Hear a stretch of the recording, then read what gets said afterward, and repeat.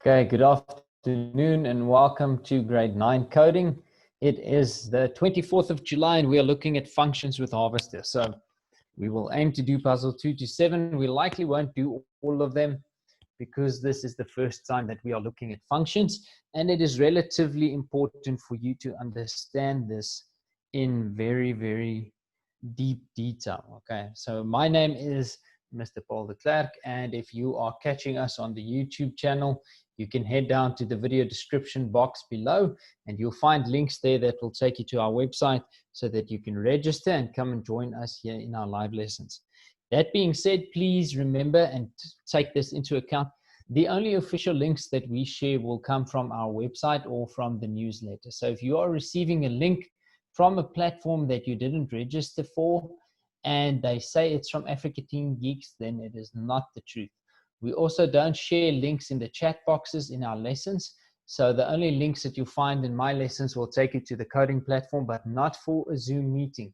So if anyone contacts you in one of the chat boxes asking you for personal details, such as your email or your telephone number, then you need to inform the teacher of that lesson or the host immediately, please. We will then act accordingly and remove those people, because we are trying to create an environment that is safe for students to be on in an online world, right? As well with the cameras, try to keep them off, please. I don't have much issues with that in the older lessons, but it does make it quite difficult for us. The videos go onto YouTube, and then also it blocks the content that we need to see to teach. Right, so let's jump into this. They don't make bugs like Bunny anymore. There's a bit of coding humor for you.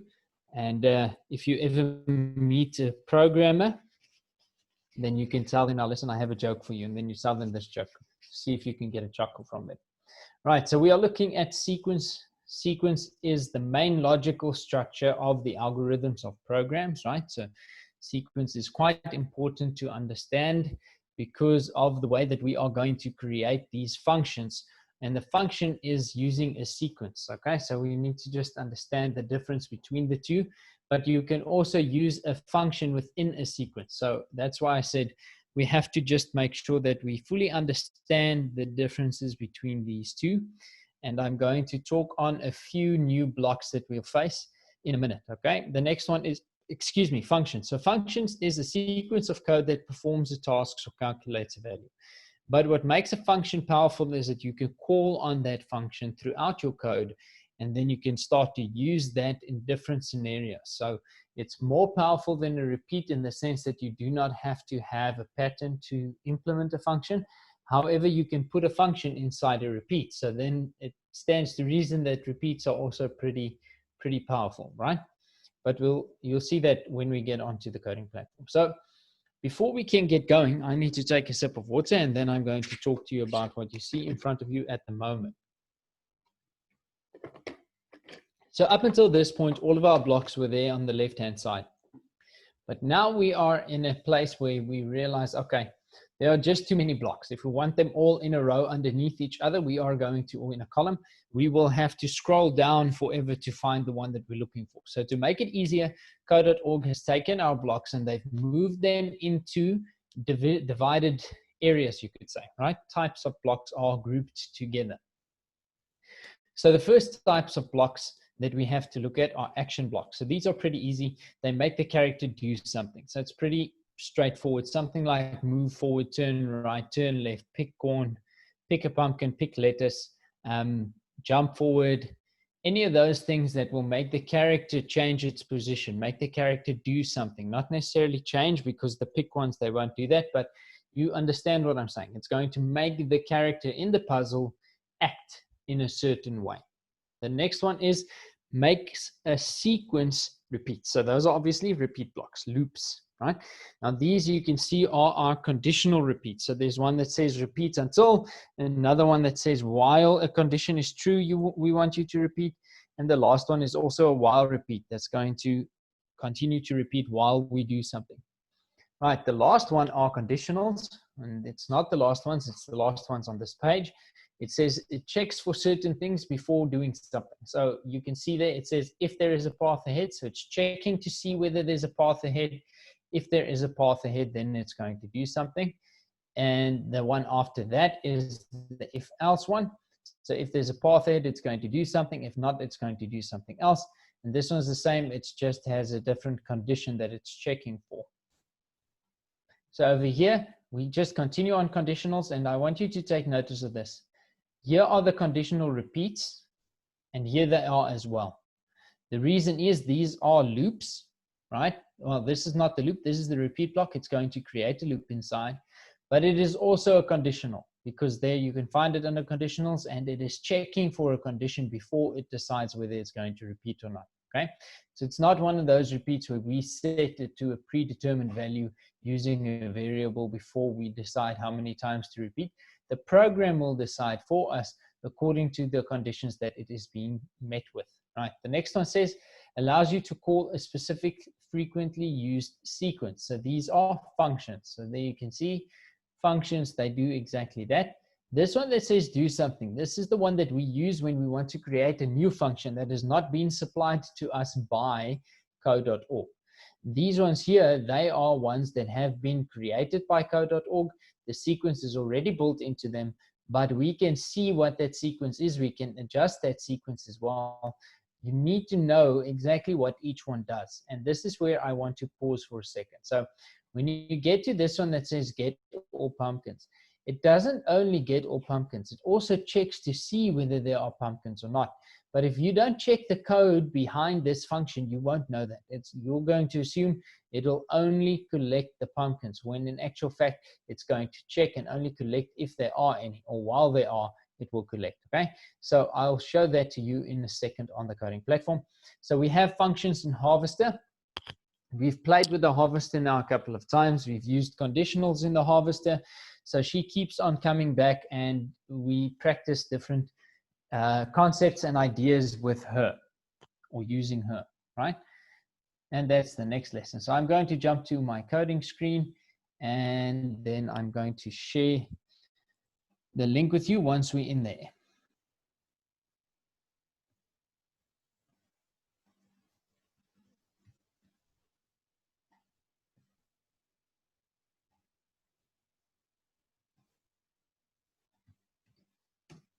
Okay, so actions, loops, conditionals, you can scroll down there, functions, and comments, right? So before we even start to do something, I'm going to show you the function, because you need to understand this. The function in itself like this, you can't connect it to anything. You see it's flat there at the top. What you can do is you can call this something. So let's say this is going to be our movement function, right? And then what you can do with this movement function is you can place something inside of it, okay? You can loop whatever is inside of it, and then you can call that function in your code. Right. So now you can see in your sequence that you are using to code, you will only have this one block, but it represents this sequence here, okay? But I'll show this to you now when we get to that. So for now, we're just going to do the basic thing. We're going to loop until there are pumpkins. We want to move forward, and then we want to pick the pumpkin.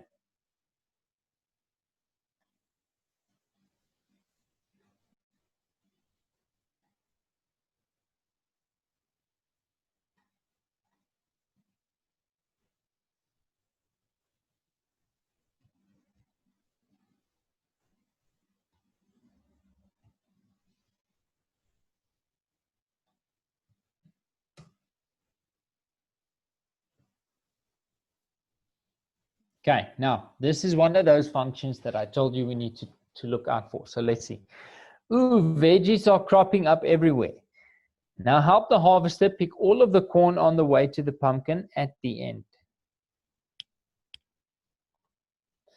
Note, every square on the way to the pumpkin either has one corn or nothing at all. Oh, excuse me. Use the provided check for corn function to make sure you get everything. So here the function is, right?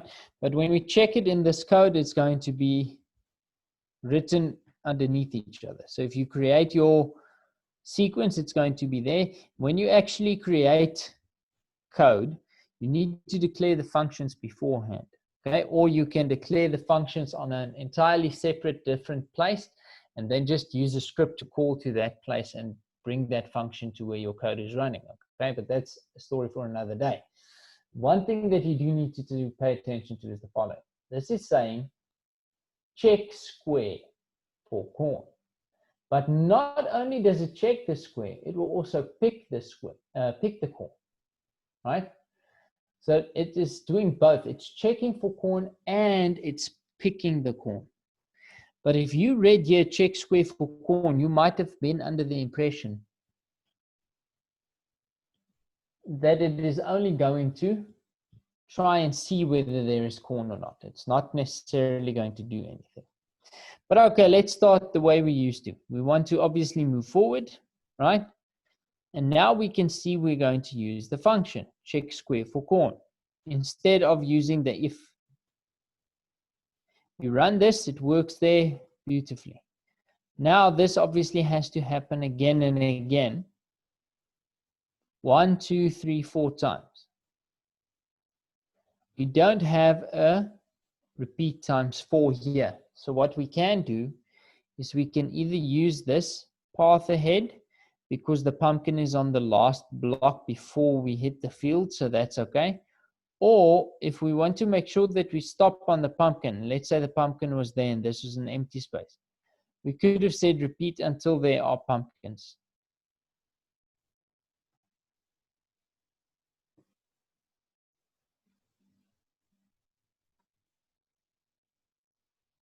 Okay, so that one obviously works. There's only one problem. The pumpkin is still there, so for that we go to actions and we tell it to pick the pumpkin.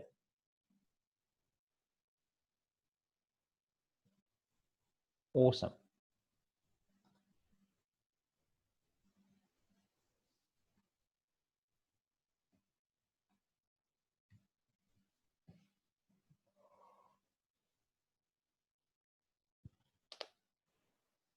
Okay.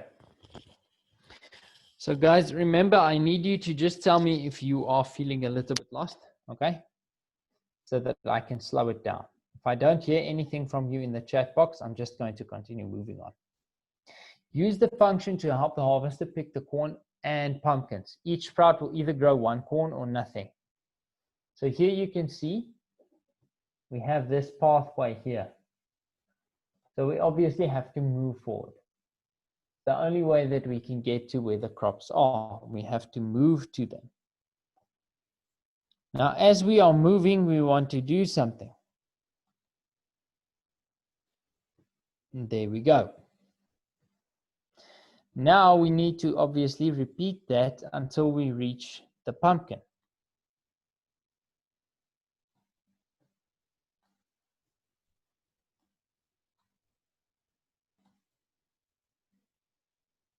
Okay, so with this one, the pumpkin is at the end of the path, so we can use the while path ahead loop. After we've done that, we obviously want to turn left, and we want to move forward twice.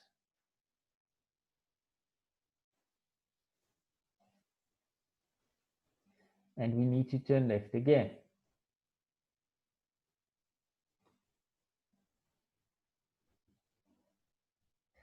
I did miss something.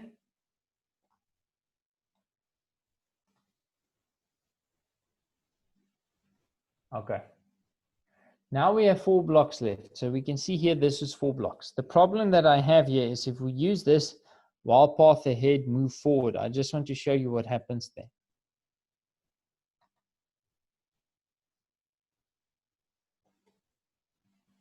Okay, so that is where we're going to end up, right? Which is not ideal because the way to pick the pumpkin, there's only one. If you place it into a repeat or conditional, you're going to use 2 or 3 blocks where you can do this in only 1 block. So instead of going all the way until the path finishes, we can go all the way until there are pumpkins, which means that we will stop on top of the pumpkin.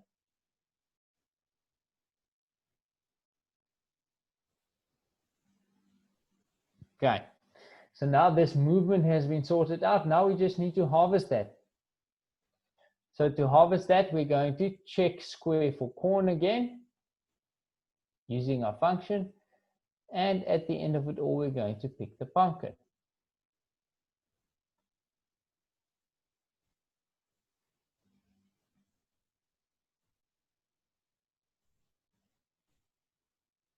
Awesome. Are you guys ready for me to move on?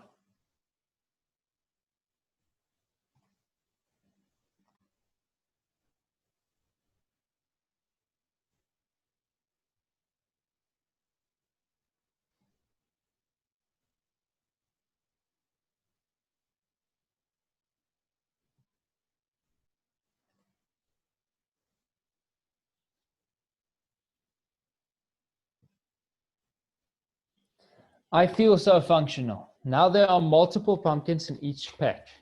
Look carefully at the function definitions below to figure out how to use each one. Each sprout will either grow one corn or nothing. So now there are 19 blocks. So the reason why we have more is these sprouts will do one corn or nothing, but the pumpkins, we don't know how many pumpkins there are. So let's check what what functions they gave us.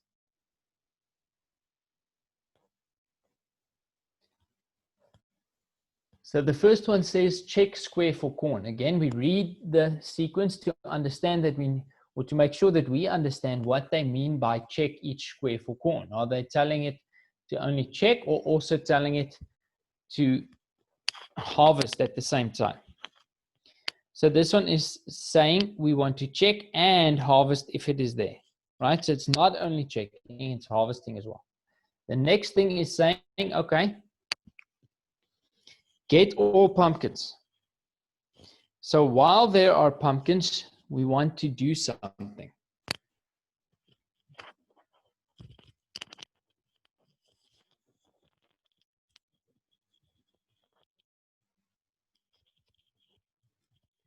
Sorry about the silence. I was being strangled by my earphones, so I just had to untangle them quickly. So we are checking for pumpkins. Remember, the while loop also checks, right? It doesn't only say harvest and go ahead, because then we're going to receive errors on the empty spaces. So it is saying if there are pumpkins, we want you to get all the pumpkins. So as long as there are pumpkins, you need to pick a pumpkin, right? So how many pumpkins we have doesn't matter. Okay. So now when we are going to start writing this, we're going to do it as follows. We're going to first figure out our movement strategy. We obviously want to move to there. So again, you can choose while there's that or while there's a path ahead.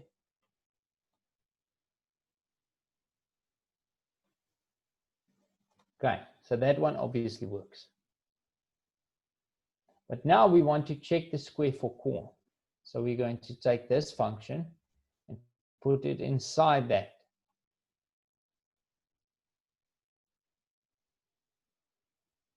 Okay, so that works great. The last step is we have to not pick a pumpkin because there's more than one. We want to get all the pumpkins.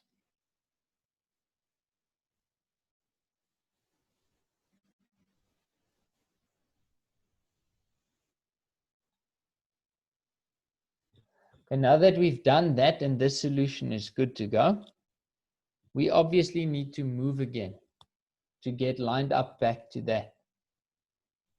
So the way to do that is we are going to turn left, move forward, and then turn right. Now I'm like turn left again.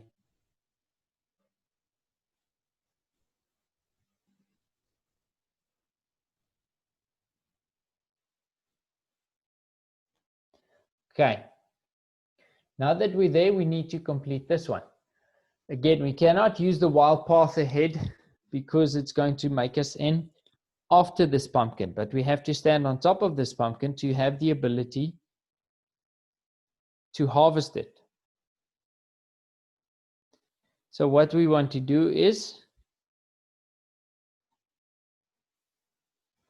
choose that one.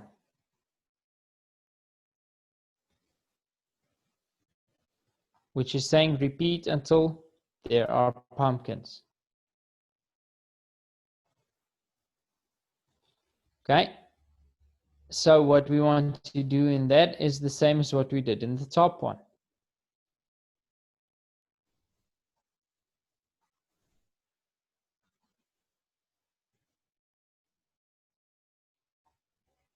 Okay.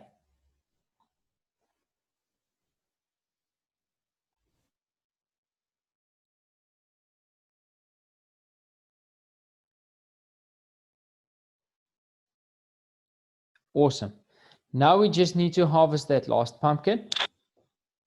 And we don't know how many there are, but luckily we have a function for that.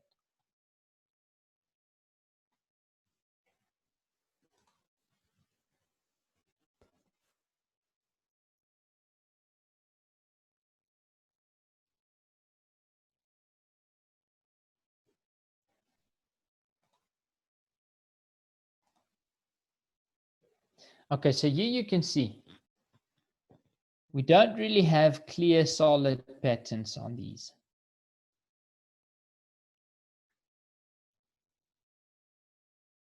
But we can repeat these. And we can call these functions whenever we need to. So there isn't a pattern that's going to allow us to just repeat the sequence or loop the sequence as we used to do. And that might come again, but for now, I want you to see that even when the pattern isn't there and the function has been created correctly, you can call on that function whenever you need to.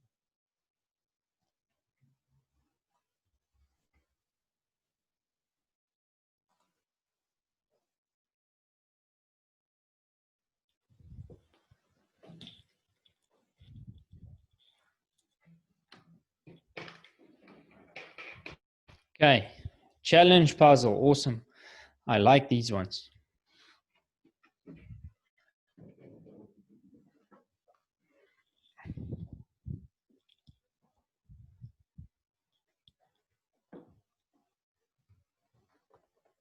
Right, so for the challenge puzzle, let's see what they have for us.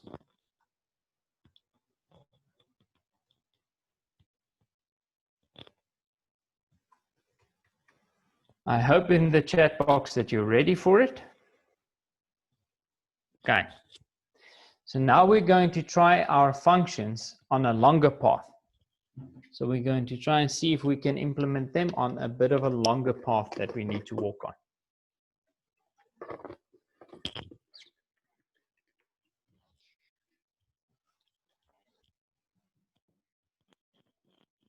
Okay, let's go. Right, so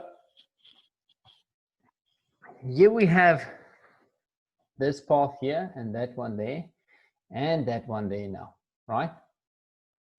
So I'm still not certain whether they're applying the same rules to the corn, so I'm just going to run it. Okay, and I see it's either 1 or 0. Okay, so you just run it with a blank workspace, and that's going to allow you to see whether they've now decided that there will be more corn or if they're just going to keep it the same as what they had it before. So we need to follow those same problem-solving workflow steps. We want to have the ability to move onto this pumpkin here. But this time I'm going to say repeat until they are pumpkins, right? So that we just not use that repeat until or while there's a path ahead, because it seems like there's going to be one of these pumpkins that is not at the end of the road or at the end of the path on each puzzle. So for this, we obviously want to move forward. That's great. Awesome. Easy to understand. What we want to do then is we want to check the squares for corn, which will not only check to see if the corn is there or not, it is also going to pick the corn if it is there. And then we want to not pick the pumpkin, but get all the pumpkins, because we don't know that number yet. Great. So now we want to turn left, move forward again, and turn left again.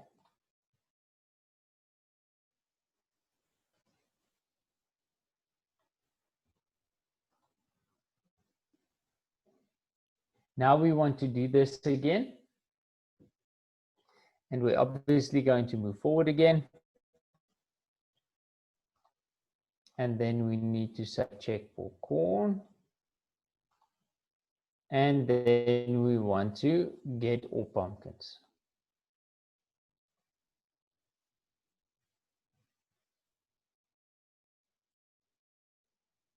Okay. So this one, we know there's only one. So whether you're using this, check the block count, 19. Or whether you're using this, no, not corn. It's not corn. It's still 19, okay? But we can only do this here because that one is showing us that there is only one. There's no talk of that being a higher number or a lower number. Right, so after we're here, we obviously need to get to there and go up. So now we're going to move forward and turn right.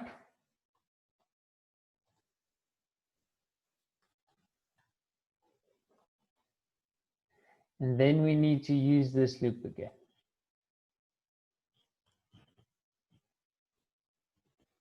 And that is going to look exactly the same as all the others did.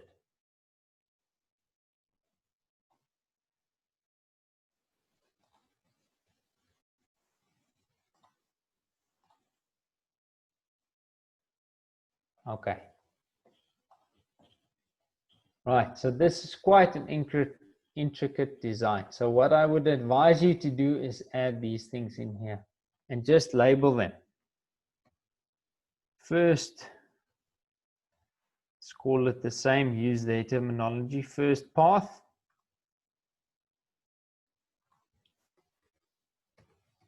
First turn.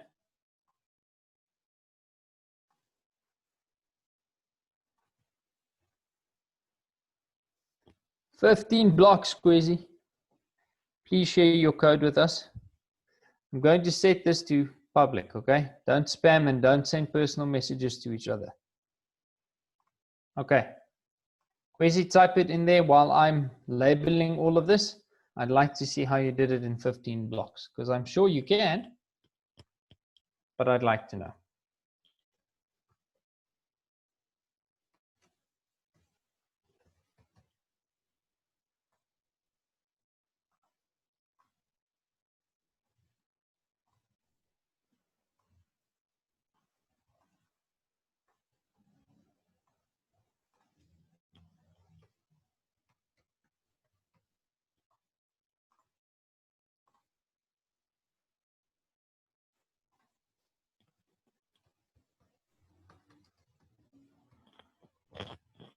Okay. So here we have it. Now I'm doing these things the long way, right? Because functions are new to you. But I'm sure that if you've played with this before, you're going to find a better way to do this. Like Kwezi said, he did it in 15 blocks. I have no doubt Kwezi has helped me write before when I make mistakes. So he really has this down. And that's why I would love him to share what he did with us. And we can give him a bit of time to type, because 15 blocks obviously won't just type easily. But for those that might not be as advanced, I just want to talk through what we have here. So this is where we found the solution for the first path, which is just from there to there. And that solution was pretty easy. We want to repeat until we are on that pumpkin. Then we want the repeat to stop. Okay, so we're not counting 1, 2, 3, 4, 5 as we used to before. So we just want to repeat everything inside that until we get there, right? Then after we've done that, we're going to say, okay, what we want repeated is the move forward, obviously. And then this function that says check the square for corn. Now that's obviously not only going to check the square, we can see from the sequence that's inside that function, it will also pick the corn. So it's doing that until it reaches that. Once it's reached that, we want to get all the pumpkins. Now again, we look at this and we can see get all the pumpkins is using another while loop, right? So we can understand that this one should be usable there. Okay, so now we can obviously test that. I'm not going to because it's going to do everything. Okay, awesome.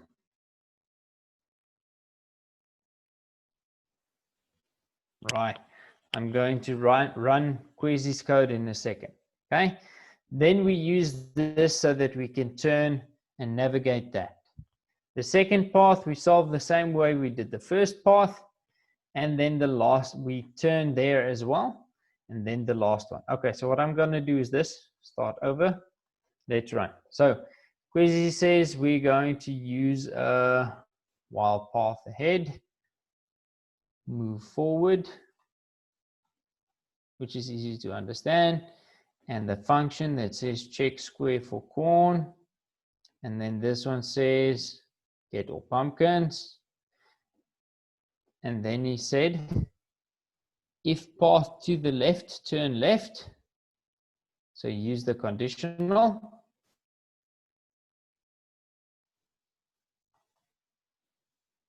In this loop here. Okay. Turning left. Another conditional.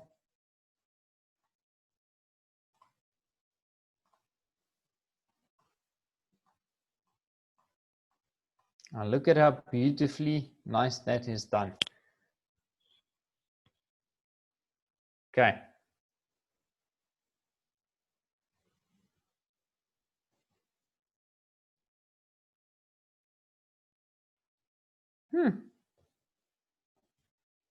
Now,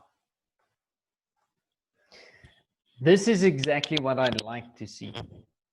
Right? I tend to restart everything. So when we're doing functions, I want to place the focus on functions, and I don't want to necessarily put the focus on conditionals or anything like that.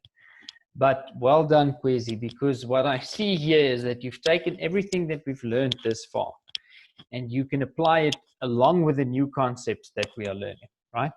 So that is awesome. So not only did Queasy now successfully use both of these functions, he also used the conditionals that we were learning 2 or 3 lessons ago, and this conditional loop that we were learning 2 or 3 lessons ago. Okay. So that's the power of understanding these things. So you saw where I was, 25 blocks. Using functions and conditionals, he got it down to 15 blocks. That's a big difference, a massive difference. And you can see the code is running very smoothly as well. Now remember, these are showing us the black lines as to what she's checking, because it is a learning platform. It's teaching us something. But if this was in the real coding world, those little black lines or black symbols that look like Wi-Fi symbols, they wouldn't be there, right? This is just demonstrating to us how they are, how she's checking that. Perfect. So please, if you find an easier way, tell me. Okay, remember, I need to cater for the simplest problems or less complicated solutions. But if you have a more complicated solution that's shorter, share it with me. That being said, are you ready for our next puzzle?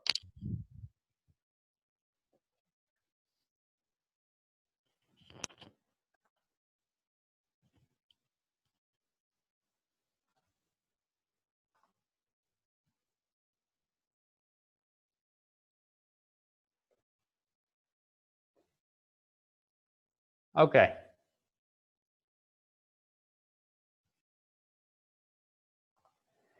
So here they give us another way to make it shorter. Okay, let's read. Did you notice that there was a lot of repeated code in that last puzzle? We can save space by calling that code pick along path and using a new function to call the other functions. Use pick along path. So again, this is not as short as Queasy's way, but it's teaching you a new concept. And that new concept is you can create a function to call on other functions. You don't only have the ability to call on a function within your sequence that's going to run this. You can, I'm just going to minimize the chat for now, otherwise my screen space is too limited. You can actually call functions inside other functions. So look at this. Repeat until there are pumpkins says check square for corn, move forward, get all pumpkins, right? This is to pick along a path. So if we just place that one,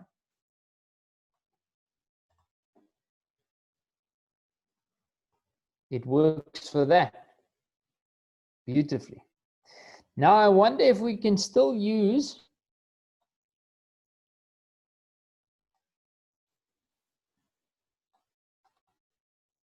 if we can still use the conditionals to make it easier. Let's see.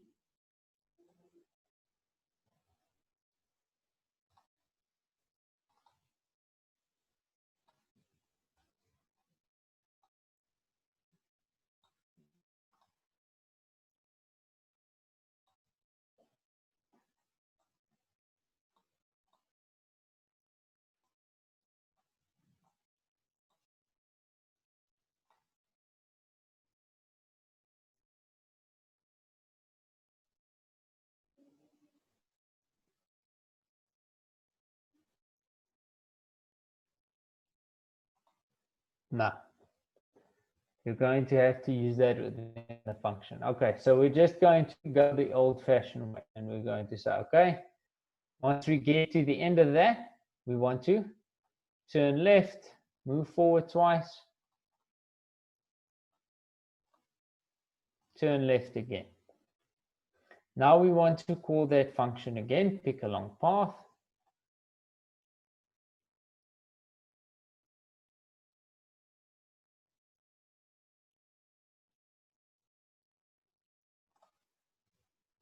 And now we're going to move forward, turn right, then pick along the path again.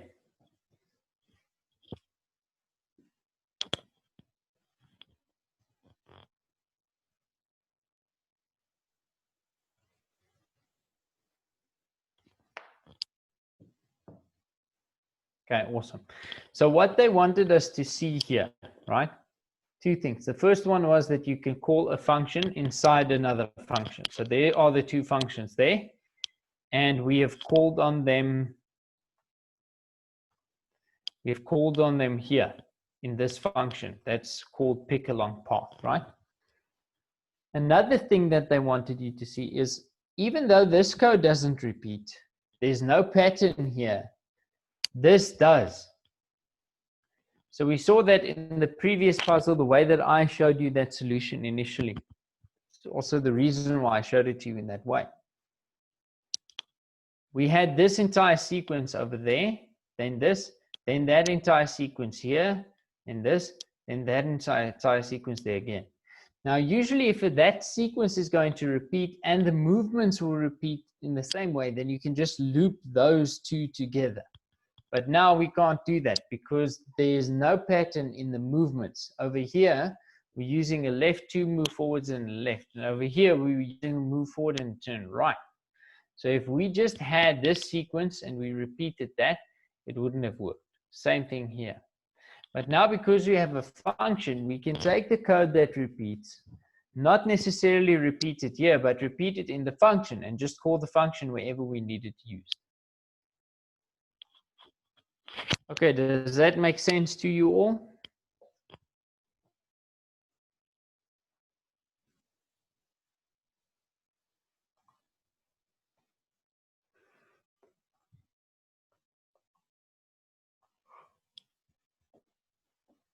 Get it? Got it? Good.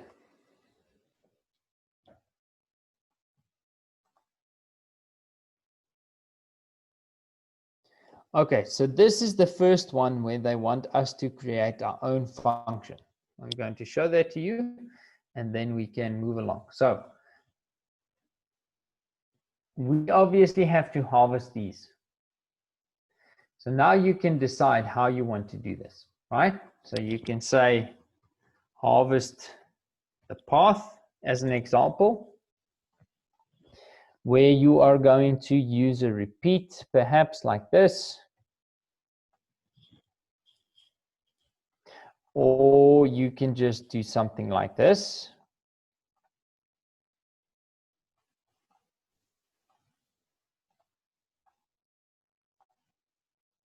Okay? And you can test, no, you can't test it. Remember when you want to test the function, I do this so often. You create the sequence and the function here, but in order to test it, you must place the function in the code, right? It makes a lot of sense, but I miss that always.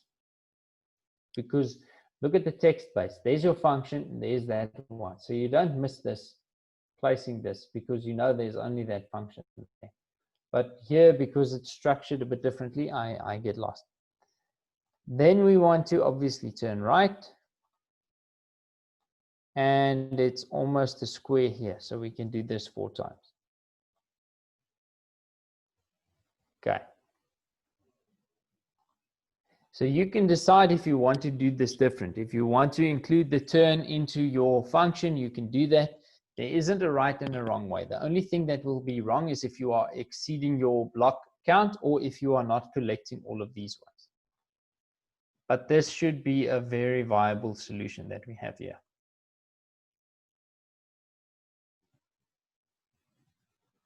Okay. This one is for you.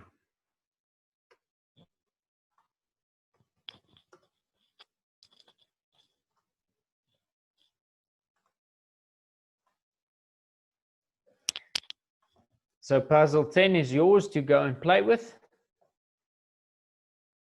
And puzzle 9 we did today.